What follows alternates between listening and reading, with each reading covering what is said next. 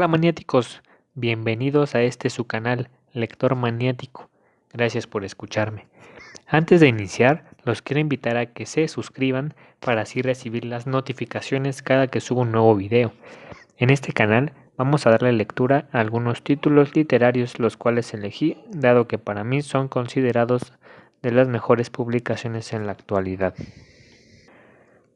Cada semana subiré capítulos nuevos.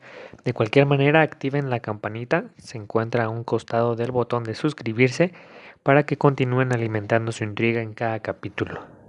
Bueno amigos, en esta ocasión daremos lectura a un título denominado Nocturna, con el título en inglés es The Strain, primera novela de la trilogía de la oscuridad, coescrita por Guillermo del Toro y Chuck Hogan. Esta obra fue publicada en el año del 2009 y fue traducida al español por Santiago Ochoa. Bien amigos, sin más que decir, iniciemos con esta nueva aventura.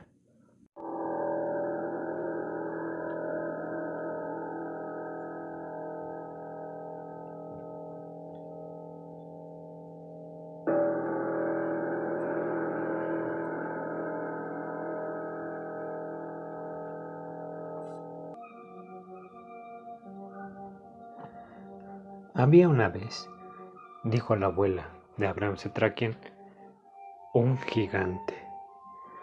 Los ojos de Abraham se iluminaron y de pronto la sopa borsch que humeaba en el plato de madera le pareció más sabrosa, como si el picante gusto a ajo se hubiera esfumado. Era un chico pálido y enfermizo, casi raquítico y de ojos grises. Para animarlo a comer, su abuela se sentó frente a él y le entretuvo con un cuento. Una bouvemeche, un cuento de abuela, una fábula, una leyenda. Era el hijo de un noble polaco y se llamaba Józef Sardú. El señorito Sardú era más alto que cualquier hombre del techo de su aldea. Para cruzar por cualquier puerta tenía que inclinarse tanto como si estuviera haciendo una reverencia a un rey.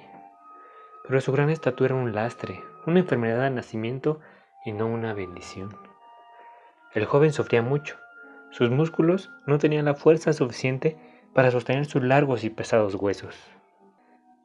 En algunas ocasiones le costaba incluso caminar. Utilizaba un bastón, una vara más larga que tú, con una empuñadura de plata, coronada con la cabeza del lobo del emblema familiar. «¿Sí, bebé?», dijo Abraham entre una cucharada y otra. Era lo que le había tocado en la vida y le enseñó la humildad, algo realmente ausente cuando de un noble se trata. Sentía mucha compasión por los pobres, los trabajadores y los enfermos. Era particularmente afecto a los niños de la aldea y sus bolsillos grandes y profundos, del tamaño de sacos repletos de nabos, siempre colmados de baratijas y golosinas. Prácticamente no había tenido una infancia, pues a los 8 años ya tenía la misma estatura de su padre, y a los 9 le llevaba una cabeza. Su fragilidad y gran estatura era una vergüenza secreta para su padre, pero el señorito Sardú era realmente un gigante muy amable, muy querido por su gente. Decían que, aunque estuviera por encima de los demás, él nunca menospreciaría a nadie. La abuela le hizo un gesto con la cabeza para recordarle que tomara otra cucharada. Él masticó una remolacha hervida, llamada corazón de bebé, debido a su color, forma y fibras casi capilares.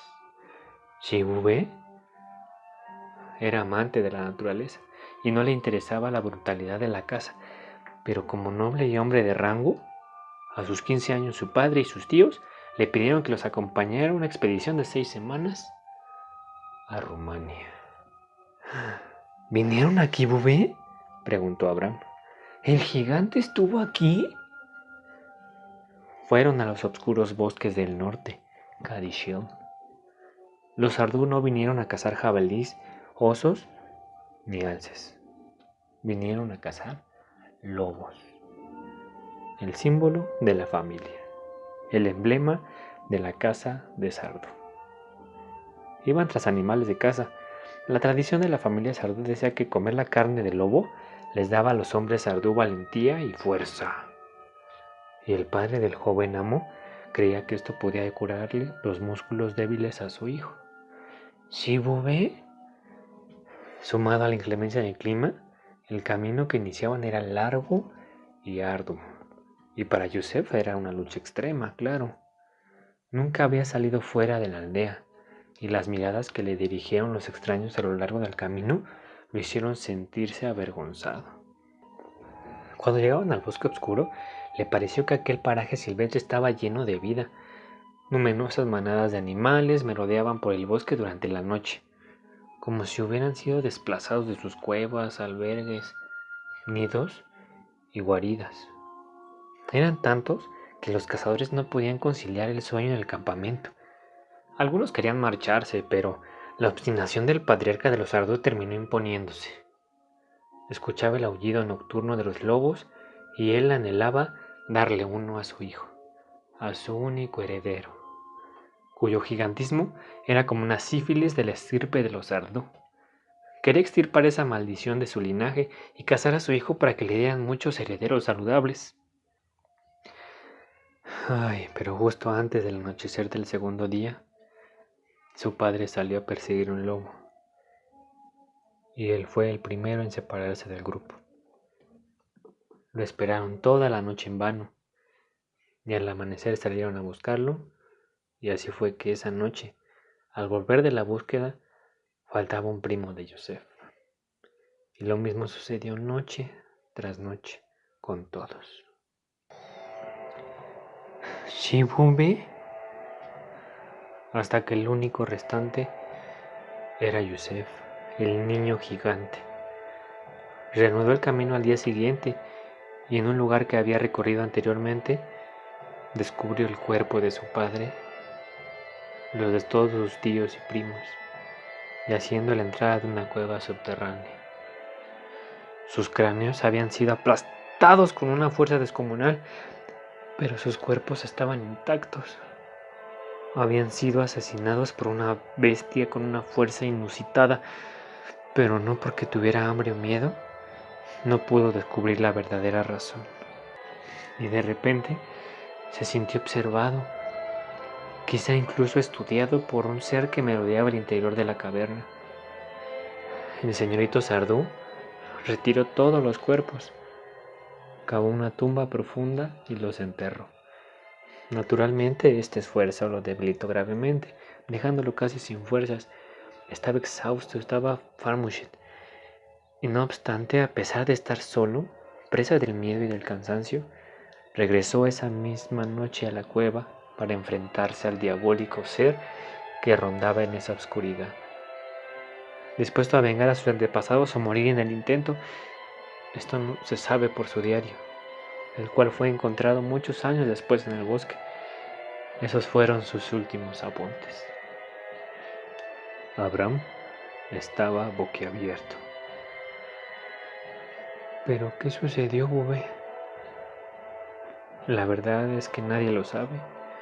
En la aldea, después de que transcurrieran 6 semanas, 8 y luego 10 sin noticia alguna, se temía que el grupo estaba extraviado.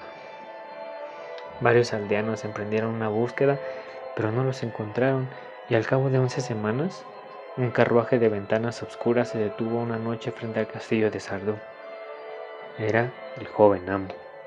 Se recluyó en un ala del castillo, cuyas habitaciones estaban vacías y rara vez o casi nunca volvía a ser visto. Comenzaron a circular rumores sobre lo que había sucedido en el bosque romano. Las pocas personas que sostenían haber visto a Sardú, si es que se les puede dar crédito a sus relatos, insistieron en que había curado su deformidad. Algunos aseguraban incluso que había adquirido una fortaleza equiparable a su estatura sobrehumana.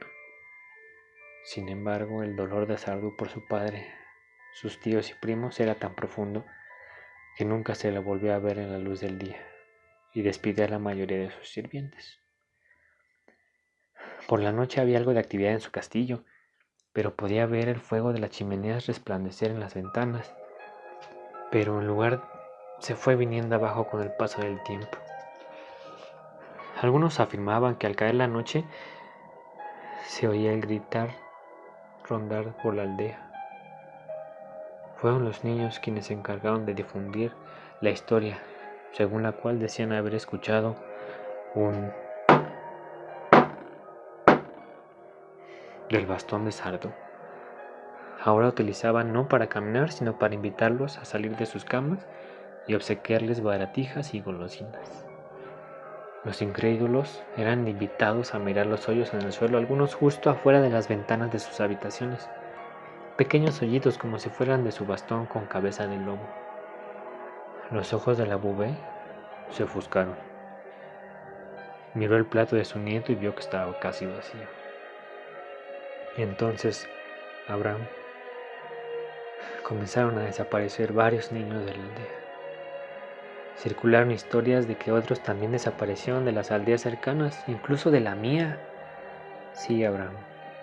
Cuando era niño, tu Bubé vivía tan solo a medio día de camino del castillo de Sardo. Recuerdo a 2 hermanas cuyos cuerpos fueron encontrados en un claro en el bosque, tan blancas como la nieve que las rodeaba, con sus ojos abiertos y cristalizados por el hielo. Una noche, yo misma escuché el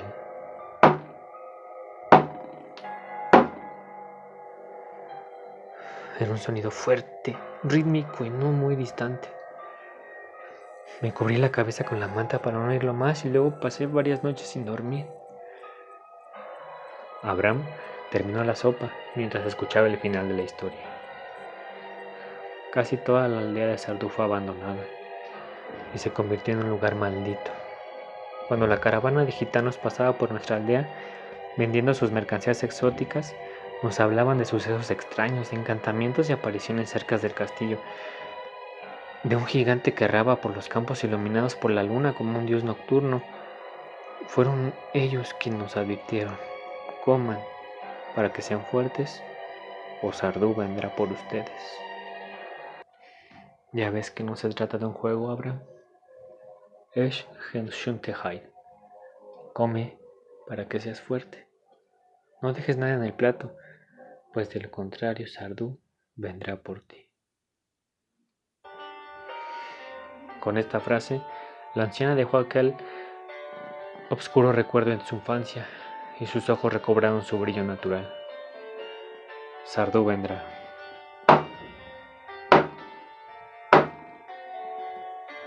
Abraham dejó el plato vacío, sin el menor rastro de remolacha.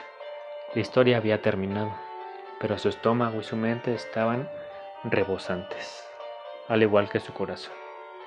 Su comportamiento en la mesa había complacido a su Bubé, y el rostro de la anciana le pareció la expresión más clara de amor que podía existir. En la privacidad de ese momento, y en torno a la desvencijada mesa familiar, la abuela y su nieto, con una generación de por medio, compartieron el alimento del corazón y del alma en perfecta comunión. 10 años después, la familia Cetrakian tuvo que dejar atrás su taller de ebanistería y su aldea, no por causa de Sardú, sino por los alemanes. Una noche, conmovido por la generosidad de esa familia que había compartido su ración con él sobre aquella misma mesa, el oficial nazi acantonado en su casa les aconsejó que no obedecieran la orden de reunirse en la estación del tren y abandonaran la aldea esa misma noche. Y eso hicieron. Los 8 miembros de la familia partieron hacia el campo con las pocas pertenencias que pudieron cargar, pero se retrasaron por causa de la abuela. Peor aún, ella lo sabía, y se maldijo a sí misma y a sus piernas viejas y cansadas por poner a toda la familia en peligro.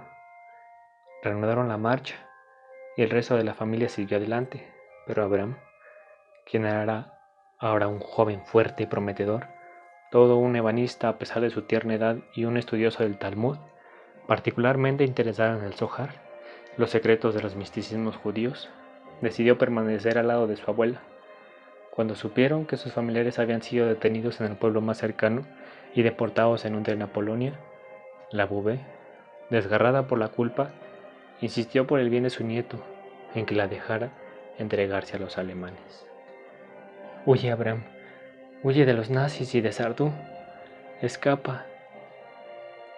Pero él no la obedeció, no dejaría que lo separaran de su abuela.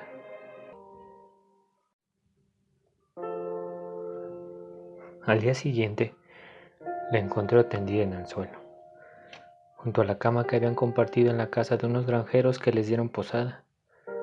Tenía los labios resquebrajados y negros como el carbón y una mancha del mismo color alrededor del cuello, producto del veneno para ratas que había ingerido la noche anterior.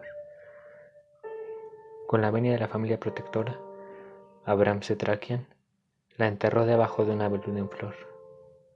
Talló con paciencia una hermosa lápida de madera con flores y pájaros, y otros motivos que le habían alegrado en vida. Lloró, inconsolable, y luego se marchó. Se escabulló de los nazis, pero siguió escuchando un detrás de él. El mal lo seguía muy de cerca.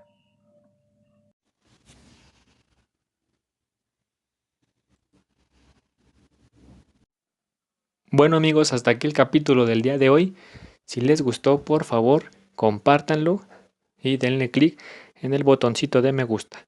No olviden suscribirse y activar las notificaciones para estar al pendiente de los próximos capítulos. Recuerden amigos, que el libro no los devore.